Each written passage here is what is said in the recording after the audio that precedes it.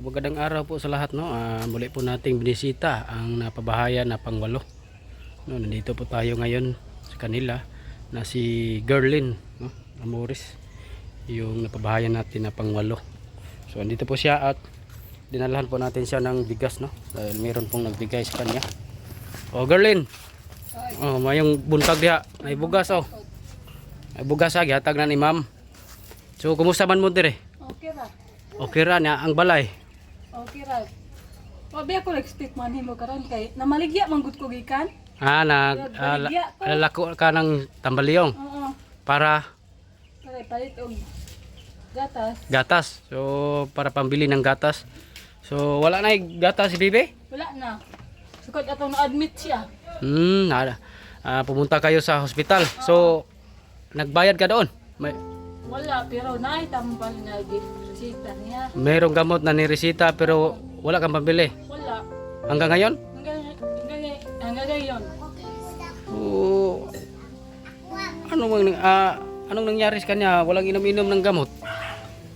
Ko ganun namay gipainom man niyang gamot pero namutdan bitaw. Naubos na. Naubos na sa ospital. So, kawawa po talaga itong bata. Wala na pong gatas, wala nang gamot, no? So, nagbayad ba kayo sa hospital? Wala. Wala kayong binayaran? PhilHealth lang? Oo. So, panggastos niyo pagkain. Maganilisod kayo. Nasaan na yung asawa mo? Nagtrabaho. Pero ang yung adlaw ko, toten ra. 210. Kaya ko nga nang katong na-admit ni kay nangutang mong gusto kwarta. Kautang kayo. Ang pira pag hospital nito bata. So ngayon, unsa may ulam, unsa may sudan ninyo? Wala. Wala kayong ulam? Wala. So nagunsa ka, maglungag, magsaing ka? Nana, magpiloto pero Walang ulam. walang ulam. So ang bata, wala inom-inom ni gatas, walang gatas. Na, nagpalit Big Bear Brand. Ganina. Oo. Daghan pa. Gamay na lang. So, konti na lang. Yung bata walang gamot, no? Hindi na pininom ng gamot kasi wala nang pambili. At may utang pa. So, wala ko ka-ready rin na itong pagkuhan ninyo. Kay busy sad kay may naami gikuhan nga tiguang, giatiman. Gidalasan na mag hospital. Pa-check up na mo. Mungwa mi kalugar, karon na mi kalugar. Nagidalaan lang ka na bugas kay basig na ang mga bugas nimo, ang mga bigas nimo diha wala na or Murot na pod. boss na. Kompos na. So wala na may bugas karon. Napay lungago nun. Napay lang ganoon, konti na lang. Oo. So may dala kami bigas para sa inyo 'yan. Para pandagdag sa inyo. So ulam na lang wala nito. At gatas sa bibi mo.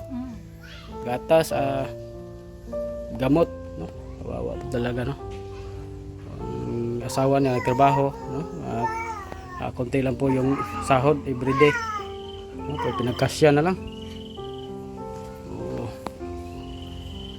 Mayroon na akong tanim na Tanom nimo gulay. gulay, alugbate, tangkong. Tinangkong.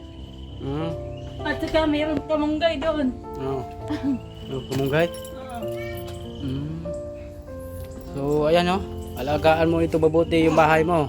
Palaging malinis kasi para pagbisita namin at matuwa naman kami, no? Para matuwa kami at sa sponsor makita niya na matuwa din po siya. So ayan po yung bata na wala nang gatas, walang gamot, no? Wala na vitamins. Wala na. Kawawa talaga. So ito bigas lang muna, no? Baka makabalik din tayo na makadala tayo ng mga gatas at vitamins at gamot. Sabay kasulti nimo nga naay bugas. Salamat kayo sa nag-sponsor aning bugas sa kay Mr. G at sa kay Boy Kay at sa kay Katambay at sa kay Romel Girondo at sa kay Ma'am na Jean. Maraming salamat ma'am sa iyong pabahay. So At saka maraming salamat po sa Ginoo nga inyong kuan para to.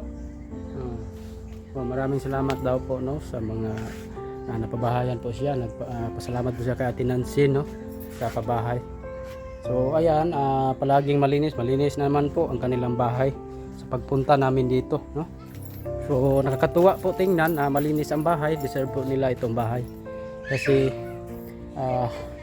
sila po ang napili nating ipabahayan. Sila po ang deserve na mapabahayan.